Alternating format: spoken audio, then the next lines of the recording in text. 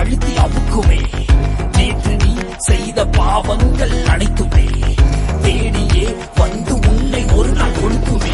எளிய எளிய உயிரை ஒரு வழிய ஒருவன் எடுத்தான். நினைக்காத ஒரு நாள் உன்னை எவனோ ஒருவன் முடிப்பான். நேற்று செய்த தவறை நீ மேலும் மேலும் செய்தால் மேலே உள்ள அவனோ உன்னை கீழே மிதித்து கொள்வான்.